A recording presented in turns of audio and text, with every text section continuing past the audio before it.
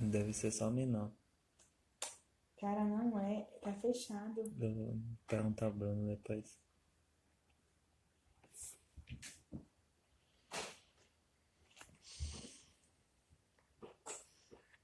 Qual é o modelo dele? Voltamos. Boa noite, Amanda, Fernando, Luiz. O João voltou. Tudo bem agora? O som da palavra. Sigam Boa esse cara. noite. Boa noite. E agora? Como é que tá tudo aí? Estão ouvindo bem? Vendo bem? Eu estou ouvindo você bem, Mel. Eu também tô te ouvindo maravilhosamente bem. E o pessoal tá dando eco aí. Aqui não está não está dando eco comigo. Pra mim tá tranquilo. Boa, então pronto. Vamos lá, João. Hoje seria a descrição de um sentimento, né? Só repassando as lives, as duas lives anteriores, segunda, terça.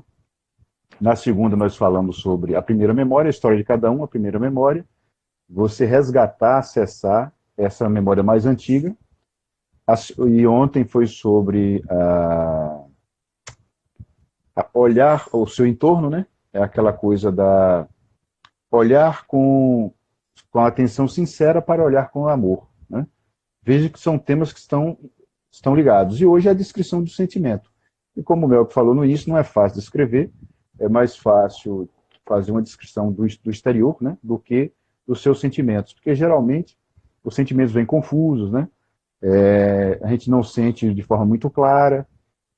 E eu vou começar então com obviedade. Né? Nós somos seres sencientes, nós sentimos, o que é óbvio. Né? Os animais e as plantas também sentem, mas só nós, e somente nós, podemos ter consciência e discernimento sobre essas sensações. Inicialmente vocês vão ver que não é fácil, né? Quem já tentou descrever algum tipo de sensação, da mais simples possível, não é tão simples. E como eu disse, muitas vezes vem de forma desordenada, o sentimento vem misturado, é uma confusão. E eu vou começar logo com um exemplo, meus exemplos e meus exercícios, né? Como o meu que também foi dando os exercícios e os exemplos dele. Então, você conhece alguém, convive um pouco com essa pessoa, e você não sabe dizer se gosta ou se não gosta, se sente simpatia ou antipatia por essa pessoa. Então vem tudo misturado. E muitas vezes, aí, se é difícil com um sentimento mais simples assim, você imagina com alguma emoção muito impactante, né? Por exemplo, você passar por uma grande alegria, uma grande dor, né? Um luto, você se apaixona, né? Quando você diz que eu me apaixonei, tá, você está dizendo que se apaixonou, as pessoas vão ver isso, mas você começa a perceber que é insuficiente dizer isso. Você quer dizer algo mais. Você quer entregar a paixão na mão da pessoa como uma coisa viva. No luto é a mesma coisa. Você perde alguém que você ama e você diz, eu estou com luto, mas você está dizendo e tudo mais, mas uma expressão mais profunda e mais detalhada desse sentimento de luto é mais difícil. E, e ainda você vê que eu estou graduando, né, com um sentimento mais simples de conhecer uma pessoa, uma emoção impactante, e tem aquelas emoções, ou melhor, sentimentos mais sutis. Eu vou chamar de abstratos, mas com abstração concreta, né? Encarando esse paradoxo aí. Por exemplo, aqueles instantes raros, mas ricos de significado, que eu geralmente chamo de pequenas epifanias. Veja, não é a epifania vem ao pé da letra a revelação divina, né? Mas no dia a dia nós passamos por alguns acontecimentos, por exemplo, que parece que as coisas entram numa harmonia geral, né? Volta e meia, não sei se volta e meia, mas ao longo da nossa vida algumas vezes isso acontece. Você tem uma sensação de harmonia geral. Eu vou citar o exemplo, por exemplo, até de Neemias. Neemias, nosso querido Neemias, ele falou que uma vez. Como é que é, Melk? Que sempre reaparece em todas as lives Eu estava conversando com ele mais cedo, mas parece que da internet. a internet dele caiu geral. Então, Neemias falou que estava a gente está falando desses sentimentos mais sutis, né? Eu fui graduando aí, um sentimento, você conhecer uma pessoa, não sabe escrever direito, uma emoção mais impactante, perder alguém, se apaixonar, amar profundamente, e essa pequena epifania. Ele falou que uma vez estava em casa a noiva dele passou, e ele parece que houve um instante de brilho, parece que tudo se encaixou. Então entrou como um eixo harmônico, né? Aí esse tipo de sentimento você vai ter que usar recursos linguísticos mais sutis, mais delicados, e vai ter que ter um recurso linguístico maior, não é isso? Então, veja, eu me interesso muito por essa questão das pequenas epifanias, até as grandes epifanias, porque a palavra epifania se desgastou muito hoje, né? Por exemplo, nós estamos agora no Instagram, mas às vezes a pessoa come um pedaço de bolo lá e tal, a epifania pode acontecer comendo um pedaço de bolo, mas ela não é tão boba assim, aconteceu o tempo inteiro, né? Você vê que uma pessoa falou que a gente ia citar o professor Olavo, agora eu vou citar o professor Olavo, logo na primeira aula, ou melhor, primeira ou segunda aula do COF, quando ele fala lá do testemunho de Louis Lavelle, do filósofo francês Louis Lavelle. Aqueles momentos, alguém colocar na vida momentos privilegiados, é exatamente isso. Só que aí é um tipo de epifania muito mais profunda e, eu diria mesmo, reveladora do seu destino. Né? Comigo já aconteceu isso, eu me lembro exatamente a época que aconteceu, é aquela sensação que você tem de que eu deveria estar fazendo o que eu estou fazendo e estar onde eu estou. Né? Então é uma coisa muito mais profunda. Essas pequenas epifanias que eu citei, esse é o exemplo que eu dei do Neemias, é uma sensação de harmonia geral, né? que realmente acontece. Já me aconteceu algumas vezes, ela não acontece o tempo todo. Né? Pode acontecer nos lugares mais inesperados que você imagina. Né? Alguém pergunta, pouquíssimas vezes isso acontece na vida? Pouquíssimas vezes. Mas acontece. Né? Eu consigo dizer com exatidão os momentos que aconteceu comigo. E, então, descrever isso é uma coisa mais difícil. Né? Você vai precisar de recurso linguístico e também de exame de consciência, porque é o sentimento que está acontecendo com você. Então, uma coisa que eu acho muito legal que o pessoal da formação do imaginário está fazendo, um dos benefícios, são vários, mas um dos benefícios da questão da leitura da grande literatura é que vai te dar vocabulário para você descrever momentos assim. Uhum. Não é? Então, já que a literatura vai lhe dar vidas possíveis, né, num todo, num ciclo de uma vida, você vai viver muitas vidas sem precisar realmente vivê-las concretamente, apenas através da imaginação. Mas a questão do vocabulário, da riqueza vocabular não no sentido de saber palavra difícil, não é isso. Mas vai te dar arranjos de palavras para que você consiga descrever determinados sentimentos e você fazer seus próprios arranjos, não é isso?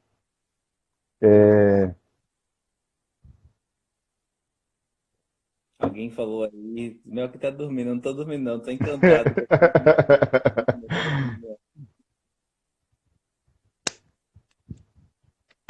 Então, falando em romance, o pessoal sempre.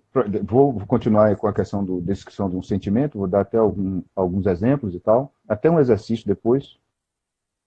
A pessoa pergunta: quais literaturas? Todas. Ficção, romance, poesia, crônica, teatro, todas. Literatura de ficção, né? Que aí a poesia entra também no meio da ficção de modo geral. O teatro também. Arranje uma vida Todos esses grandes nomes vão. que você consiga acompanhar uma vida por inteiro, assim. Pelo menos um pedaço de uma vida por inteiro. Coisa que no nosso cotidiano a gente não consegue fazer, né? A gente vive e a gente não tem como voltar e narrar tudo. Eu tava falando com a GS Mota, que tá aí, ela leu Noites Brancas, ela falou, poxa, em Noites Brancas o cara sofre uma decepção amorosa e era como se ele estivesse escrevendo a minha decepção amorosa. Só que ali tá tudo compactadinho. Na minha vida não tem como compactar dessa forma. Então tá a mesma experiência que eu tive está narrada de uma forma muito mais vibrante e clara também. Exato, alguém perguntou, tem como esquecer um momento de epifania? Tem. Você veja que na descrição lá, que aquele é um trecho de uma tradução que o professor Olavo de Carvalho fez do Louis Lavelle, ele vê que as pessoas às vezes têm isso, né? Momentos raríssimos, o universo parece que se abre mesmo, É quase que um momento de iluminação. O universo está dizendo, é de fora para dentro, né? Você não escolhe, você não provoca, o universo mesmo, a realidade abre para você. E as pessoas, geralmente no Brasil, eu vivi isso a vida toda, né? Eu falo mesmo com experiência, as pessoas querem esquecer, na verdade fazem questão de esquecer isso. Isso aí foi um sonho, uma coisa boba. E aí ele... também vai falar assim, isso aí é besteira da sua cabeça. Vão falar muito isso, né? Diga, meu. Ou então vão falar, isso aí não dá dinheiro a ninguém. O brasileiro é sempre a questão granística, né? Granítica. Mas então é possível esquecer, sim. A pessoa está perguntando, eu vou me guiar um pouco também pelas perguntas, como na Máquina do Mundo do Drummond. Na Máquina do Mundo, o Drummond rejeita. Ele sabe da epifania, né? A Máquina do Mundo vem, se abre, mostra tudo para ele. É um dos grandes poemas do século XX em língua portuguesa e talvez um dos grandes poemas do século. Mas Drummond faz o quê? Ele rejeita. Ele não quer saber. Ele não quer mais saber. É tanto interessante notar, isso aqui é uma leitura minha, que a obra de Drummond é imensa. Vou falar da obra poética, é imensa. Mas se você pega uma boa parte da obra de Drummond, é a grande obra dele. Ela é menor. Ele não consegue ser esse gigante o tempo todo. Então, aquele miolo da obra, que eu dato mais ou menos de Sentimento do Mundo até mais ou menos Fazendeiro do Ar, e aí tem aqueles 2 livros essenciais aí no meio, que é A Rosa do Povo e Claro Enigma. Para mim, Claro Enigma é o grande livro de Drummond. E aí é nesse livro que está A Máquina do Mundo. Veja, ele rejeita a Máquina do Mundo, mas a estrutura do ser, ela é invariável, né? Porque é o seguinte, quando você rejeita uma coisa dessa, veja só as direções do ser. Você pode verticalizar, jogar para Deus, você pode jogar para o futuro, que seria as questões ideológicas e toda a ordem aí, né? O paraíso futuro. Você joga para o passado, que é na infância, ou você joga em si mesmo, que aí é a revolta prometeica, né? O homem como é que se fala? Autossuficiente, exatamente. Obrigado, meu.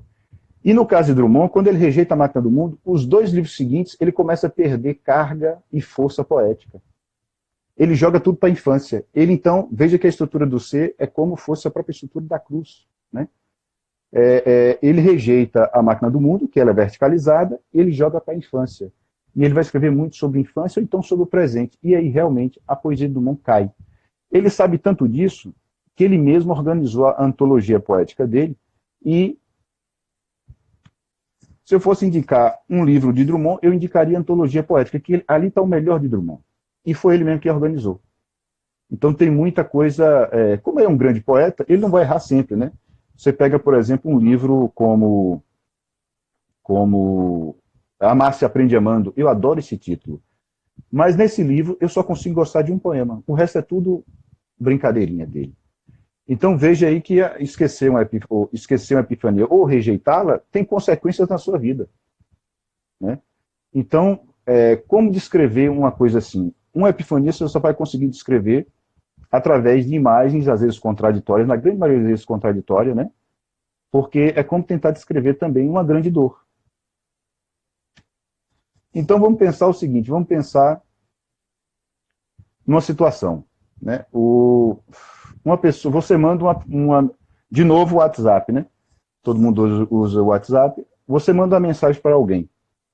A pessoa visualiza, você percebeu que ela visualizou e ela não responde.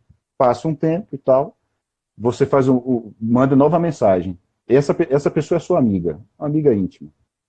E a situação se repete. Ela visualiza e não responde. E aí você fica puto da vida. Você fica retado mesmo. Você começa a vir milhões de palavrões em sua cabeça, você fica com raiva desse amigo ou dessa amiga. Mas depois a raiva passa. Então o exercício é o seguinte, vamos tentar descrever o porquê dessa raiva. Vamos tentar ir à raiz dessa raiva, desse sentimento. Tentar botar mesmo no papel, de forma, como eu digo sempre, da forma mais clara e objetiva possível. não refletir muito, apenas por que aconteceu isso, né? Então, descrever o que você está vendo dentro de você mesmo. Tente descrever esse tipo de sentimento. Eu estou citando o exemplo da raiva, mas pode ser outro sentimento melhor, né? Pode ser amor, paixão e tal. Então, tente ver essa raiva por vários ângulos, né?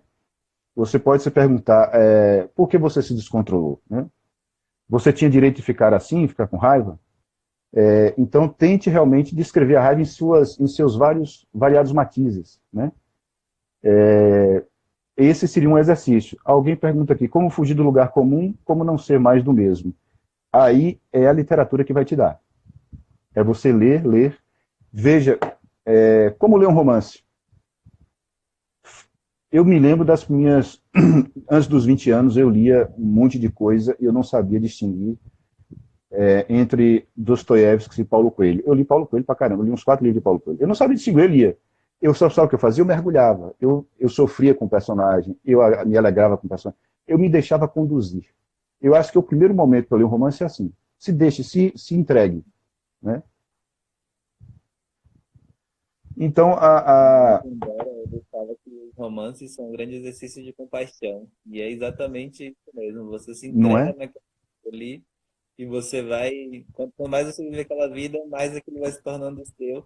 E quando você enxerga aquilo na realidade, você fala, poxa, é igualzinho o livro que eu adorei. Então você vai amando também aquela experiência em você ou no outro. E muitas vezes a gente encontra num determinado trecho de romance experiências que vivemos, e aí o próprio romance às vezes dá respostas, né? Porque o escritor ali, ele conseguiu descrever aquela situação, o sentimento. Veja que mesmo para um escritor gabaritado, que Dostoiévski era um dos gênios da humanidade, não é fácil de escrever, é difícil mesmo, né?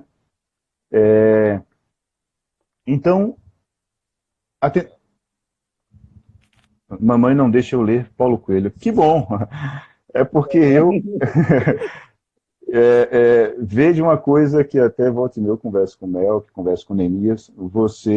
Eu nasci em Bom Jesus da Lapa, que é uma cidade do interior aqui da Bahia, 800 quilômetros mais ou menos de Salvador.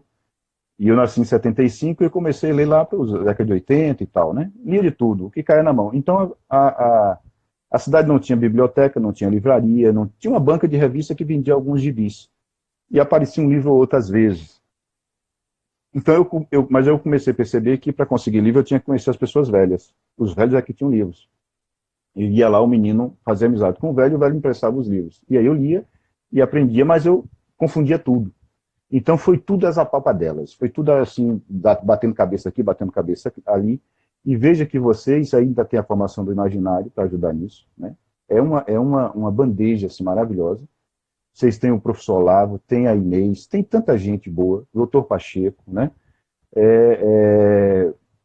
O professor Tiago Amorim, todo mundo aí, que vocês têm à mão, para vocês, a fonte está aí toda, né?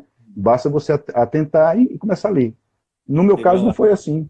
Então, o João e outros poetas foram feitos na base do facão mesmo, eles tinham que ir Foi. com um bandeirante atrás do que eles precisavam. E a gente não, a gente é a geração que está tudo aí entregue. Você baixa um PDF de um livro que tinha que correr o mundo para achar.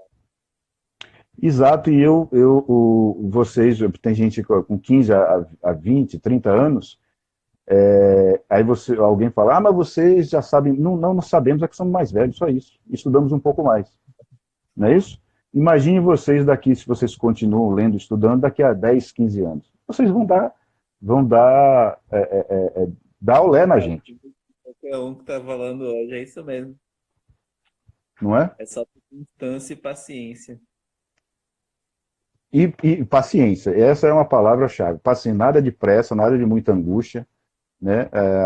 A vida é confusa mesmo e tal. Veja que a vida, só quando você morre que o ciclo vai fechar, né? A velhice não vai te dar soluções assim, não vai. Pode acontecer coisas absurdas na sua velhice, se você chegar até lá, né?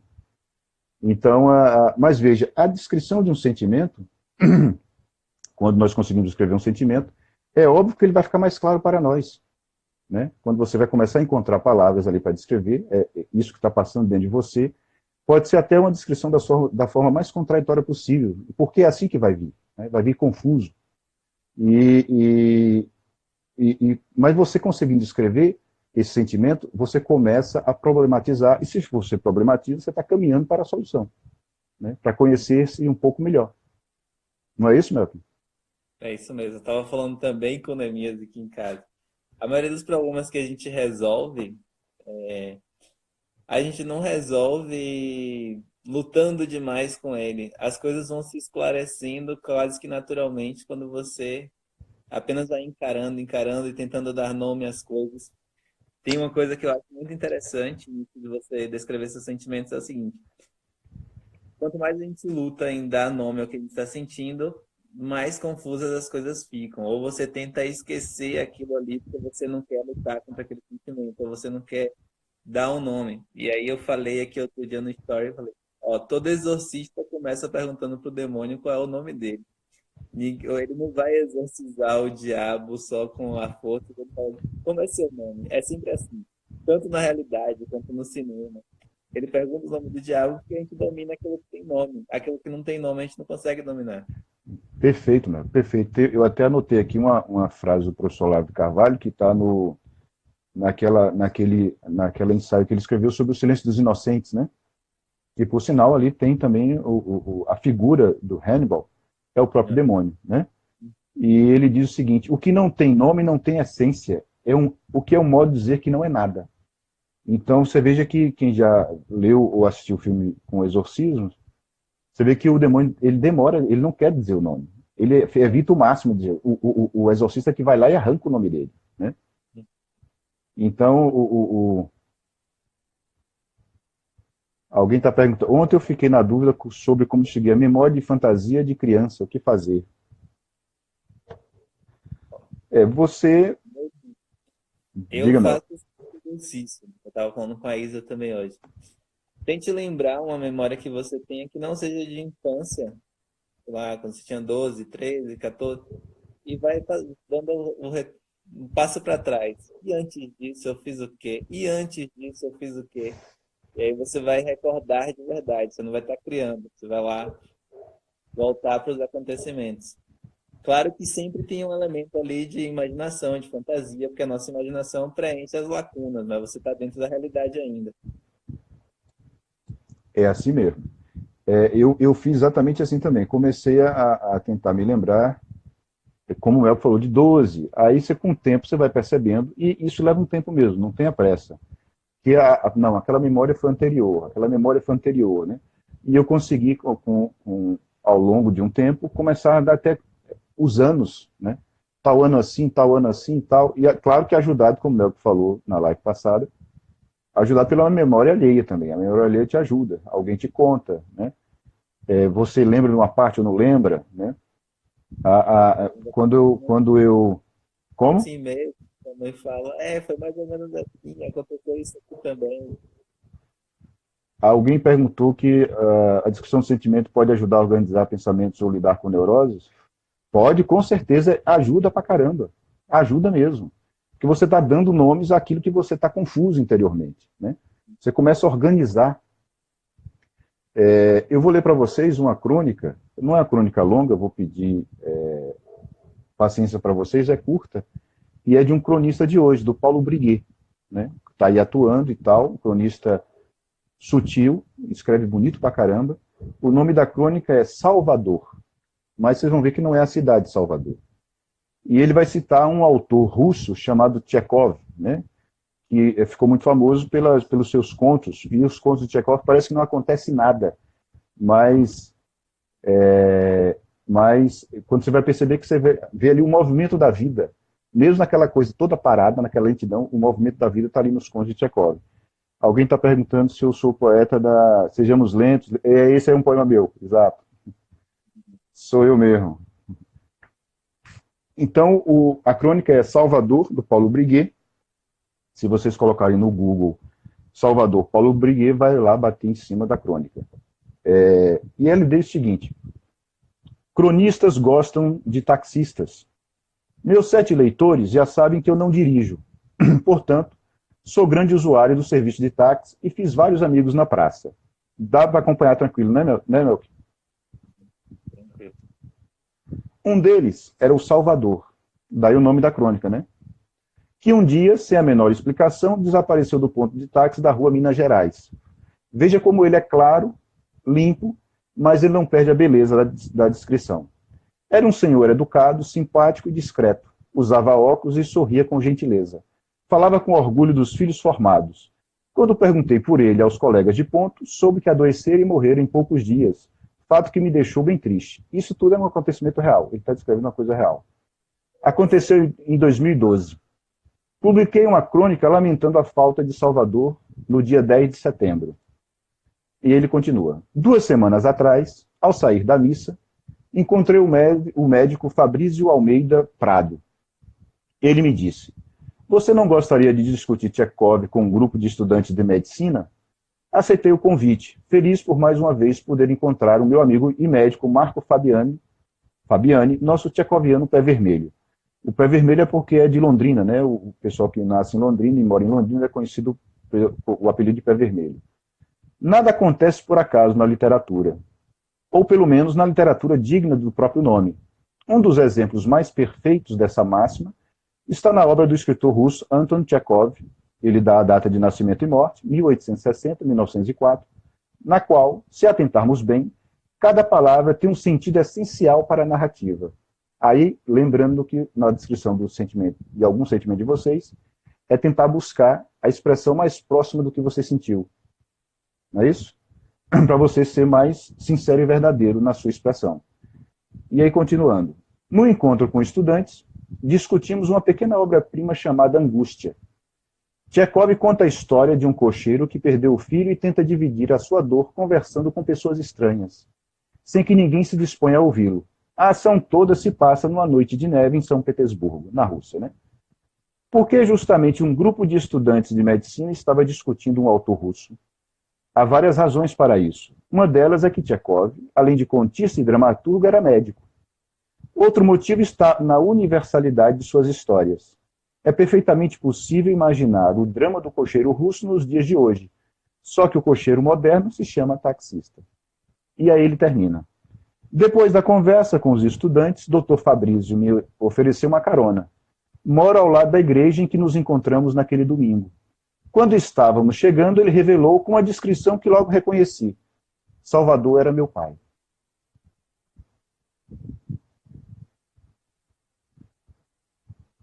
Eu dou uma pausa porque eu sempre fico comovido quando leio essa crônica.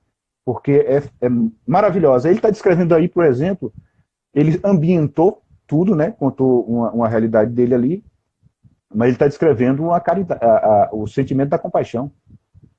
Né? Da compaixão dele pelo taxista, e depois o pessoal neto aí, outra pessoa percebeu bem o teor da crônica. É exatamente isso. Não é linda a crônica?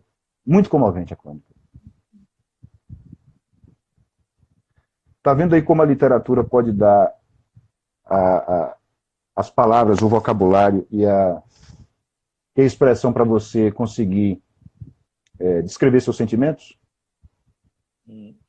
Tem um exercício que eu já passei aqui, antes de mais antigo. Você fazer você já fez isso, né, João? Fazer um dicionário de sentimentos, um dicionário de emoções, com as suas palavras mesmo. E depois você vai resgatando na literatura e você vai comparando se aquilo ali que você descreveu realmente tem a ver ou não.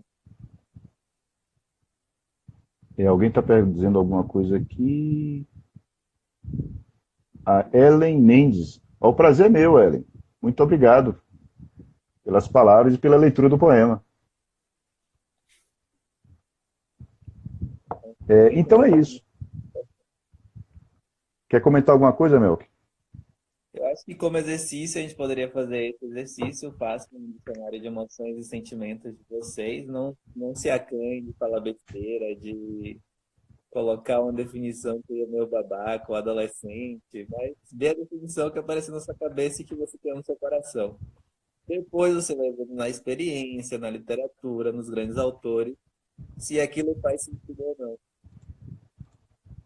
E não se acanhe, não tenha vergonha, vocês podem querer depois ser, ou então querem agora ser escritores, mas quem não quer, é apenas exercício para você começar a ter uma ordem interior e começar a observar a ordem também exterior, né? A literatura dá isso. Eu escrevo poesia, por exemplo, e eu tento sempre, por exemplo, descrever determinadas situações muito sutis, né? Como eu falei das pequenas epifanias. E eu tento também fazer com que, aí uma perspectiva minha, é um desejo meu fazer isso, que não fique tão abstrato e tão hermético que o leitor não possa penetrar, que ele dê algum caminho para o leitor, né? Então, eu tento não perder também a complexidade, mas também não perder a clareza. E isso leva tempo mesmo, né? Eu costumo dizer para o pessoal apressado que o meu primeiro livro de poesia eu publiquei com 39 anos. Então, até os 39 foi lutando com as palavras, né? Como diz Drummond, a luta com as palavras é uma luta vã. Ele diz isso, mas na perspectiva dele, eu acho que não é vã, né? É isso mesmo. Uma vez eu lembro que a Inês falou assim, por que você e a Sabrina não juntam, a Inês está na live, não juntam os textos aí da página e tal, e publicam os melhores da Inês. Eu acho que nós ainda somos muito imaturos, deixa a gente... E ela sacou que era realmente isso, ela não é realmente. Mas deixa a gente crescer um pouquinho, tal. A gente está aqui, está ajudando a galera, mas a gente sabe que a gente também precisa ainda fazer um caminho, adquirir mais vocabulário, se expressar melhor, saber descrever melhor os sentimentos. Porque geralmente essa posição em que você pode descrever bem seus sentimentos é um negócio de maturidade mesmo. Porque você está dominando os sentimentos também, você não está só dando o nome. Você está adquirindo força sobre ele, adquirindo personalidade sobre os sentimentos também. Exato, essa questão da força sobre o sentimento aí lembra de novo aquilo que você citou sobre o exorcismo, né? Quando o demônio dá o nome, o padre começa a dominá-lo, né? E aí começa o expurgo, né? Olha, eu sou lento mesmo. Então, foi com 39 anos que eu publiquei meu primeiro livro de poesia. Eu publiquei contos antes, o livro de contos, mas poesia, que era o que mais me deti, foi com 39 anos. Acontece também que pessoas muito mais jovens conseguem publicar grandes livros aos 23. Né? Um caso agora do Pedro Moalen, que é um amigo, poeta que acabou de publicar um livro, com 23 anos é impressionante, mas aí cada caso é um caso. Não foi o meu, eu só fui aos 39. Né? E veja que os textos que vocês publicam na formação do imaginário, eu adoro.